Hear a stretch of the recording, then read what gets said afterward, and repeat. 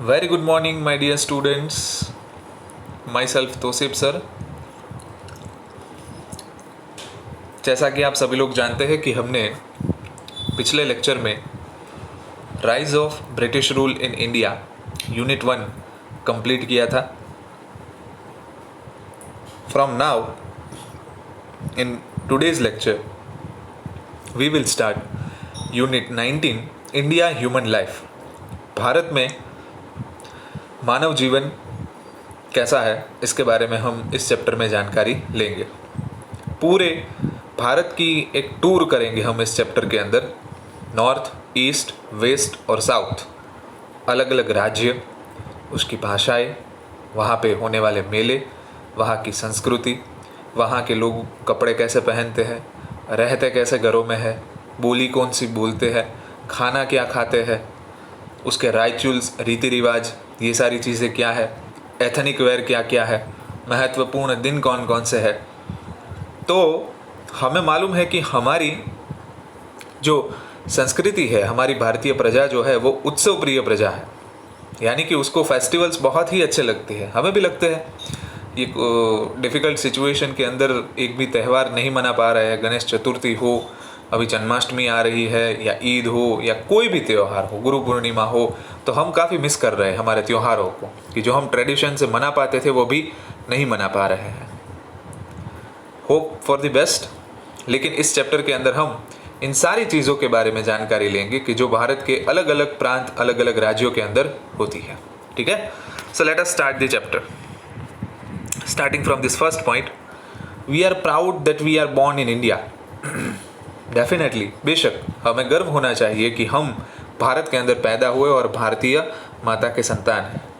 Our country is situated on the southern side of Asia.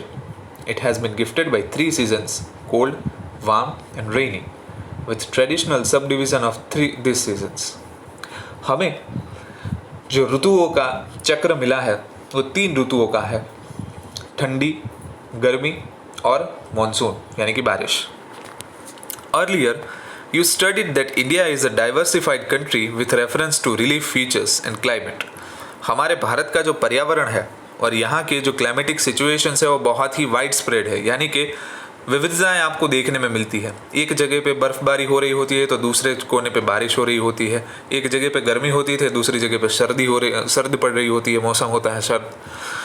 So many changes are seen in food, dressing, dwellings. New words come into the picture. Dwelling मतलब houses, residence. Languages, dialects का मतलब होता है बोली, कौन सी बोली बोलते हो। जैसे कि हमारी काठियावाड़ी बोली है, महसाणी बोली होती है, अहमदाबादी बोली होती है, ठीक है, ऐसे इसे डायलेक्ट्स कहते हैं। फेस्टिवल्स यानी कि उत्सव, holidays etcetera. Thus, India is a multicolored nation showing unity in diversity. Bharat एक मल्टी कलर्ड राष्ट्र है, जैसे कि विविधता सभर राष्ट्र है, कि जिसके अंदर विविधताओं में भी एकता के दर्शन हमें होते हैं। Relief and climate have a clear impact on the food and dress. Example, the staple food of people living near sea coast is rice and fish. हमारे खाने पीने और हमारे जो क्लोथ्स होते हैं उसके अंदर क्लाइमेट का इम्पैक्ट बहुत ही ज़्यादा दिखाई पड़ता है। कैसे? चलो एक एग्जांपल लेते हैं। जो मुख्य खुराक है जो लोग दरिया किनारे के सी शोर के नज़दीक रहते हैं, दरिए के नज़दीक रहते हैं, वो चावल और फिश यानी कि मच्छी ज़्यादा खाते हैं। Wheat is the main crop in Gujarat, Madhya Pradesh and Punjab. गेहूँ गुजरात, मध्य प्रदेश और पंजाब का उसकी मुख्य फसल है। So people in this regions use wheat preparations. हमारे यहाँ पे गेहूं में से बनाई गई वानगियाँ ज़्यादातर इस्तेमाल होती है, जैसे कि शीरा है, गेहूं में से बने हुए पराठे हैं, उसकी रोटी है, ठीक है। चलिए, similarly relief and climate have a good strong impact on the dressings. हमारे कपड़ों के ऊपर भी क्लाइमेट का प्रभाव बहुत ज़्यादातर रहता है। The costume of people in colder and mountainous region is woollen and covers entire body. North India के अंदर आप जाओ, जम्मू कश्मीर है, उत्तराखंड है, हिमाचल प्रदेश है, वहाँ पे 12 महीने ठंडी रहती है और इस ठंडी के कारण वहाँ के लोगों के जो कपड़े हैं वो वुलन के और पूरी बॉडी को ढक जाए ऐसे होते हैं। Similarly, people living in a region experiencing high temperature throughout the year put on cotton dresses which are light in color and are loose. जहाँ पे सबसे ज़्यादा गर्मी पड़ती है, जैसे कि सदर्न साइड हमारी कि सी शोर के नज़दीक जितने भी प्रांत होते हैं, तमिलनाडु है, चेन्नई है, बेंगलुरु है, वहाँ पे गर्मी बहुत ही ज़्यादा रहती है और ह्यूमिडिटी वाला मौसम बहुत ही ज़्यादा रहता है। इसलिए वहाँ के लोग कॉटन के कपड़े और लूज थोड़े ढीले कपड़े ज़्यादातर पहनते हैं। Nowadays, men put on pant and shirt and women put on salwar kameez in every state. अभी के दिनों में जो मैन है यानी कि पुरुष है वो पैंट शर्ट एक रेगुलर वेयर के तौर पे पहनता है और जो फीमेल है यानी कि स्त्री है वो सलवार कमीज हर राज्य के अंदर पहनी जाती है। India can be divided into 4 zones according to lifestyle. हमारे जीवन शैली के आधार पर 4 प्रकार या तो 4 भाग किए जाते हैं, western India, northern India, southern India and eastern India, यानी कि north, east, west and south. Bharat का नक्शा अगर मैं आपको ड्रॉ करके दिखाऊं थोड़ा बहुत, वेट अ सेकेंड,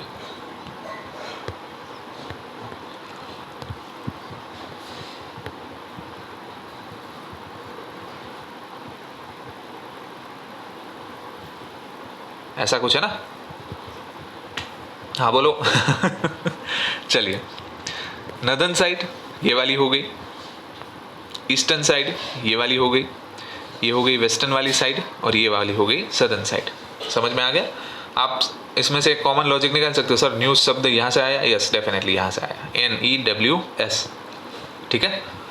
चलिए, सो इंडिया को 4 भाग में डिवाइड कर दिया जाता है उसकी जीवन शैली के हिसाब से, western India, northern India, southern India and eastern India. उत्तर भारत, दक्षिण भारत, पूर्व भारत और पश्चिम Bharat. Now we shall learn about the lifestyle in respective regions. So let us start the interesting journey of our multicolored nation, India. सबसे पहले लेंगे western India, हमारा गुजरात, ठीक है, वेस्टर्न साइड पे जो आया हुआ है। थोड़ा इसे थिक कर देता हूँ पेन को, ठीक है। चलिए,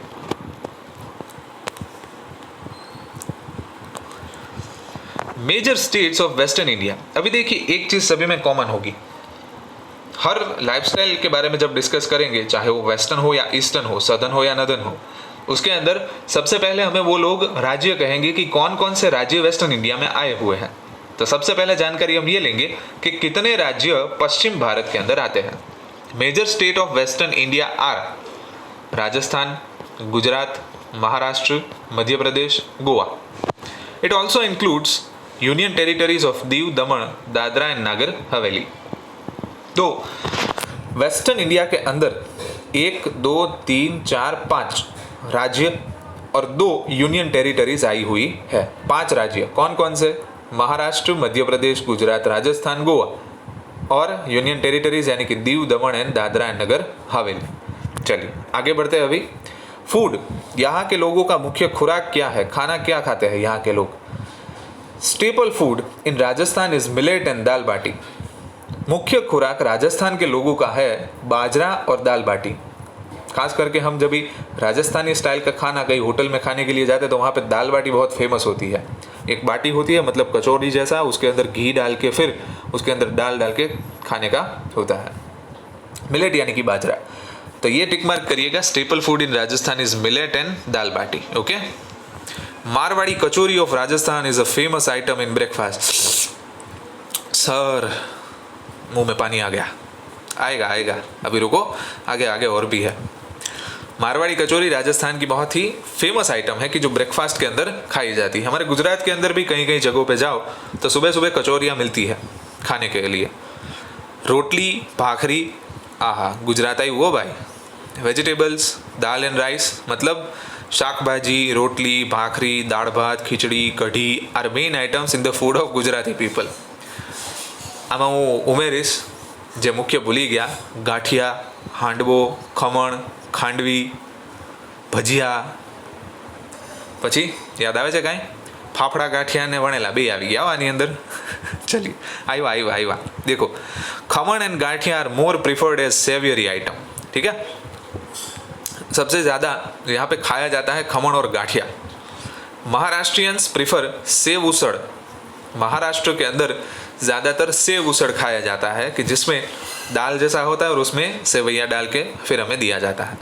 people living along the sea coast of Gujarat, Maharashtra and Goa eat mainly rice and fish. जो दरिया किनारे के नज़दीक रहते हैं लोग, वो गुजरात, महाराष्ट्र और गोवा के मेजरली चावल और मच्छी ज़्यादातर खाते हैं. Like to know, Gujaratis are basically traders. Gujarati लोग जो है वो बेसिकली क्या है, व्यापारी है. As they are required to go to distant places for trading, so durable items for breakfast. यानी कि व्यापारियों को दूर दराज ज़्यादा अंतर पे व्यापार के हेतु से जाना होता है, इसलिए खास करके ब्रेकफास्ट के अंदर कि जो ज़्यादा समय टिक सके ऐसी वस्तुएं लेके जाना पड़ता है, जैसे कि थेपला है, गांठिया है, सूखी कचौरी है, khakhra, sukhdi are more common among them. જો કેટલું સરસ આપણું ગુજરાતી ખાવાનું છે કે સોશિયલ સાયન્સની 9th બુકમાં પણ એ મેન્શન કરેલું છે.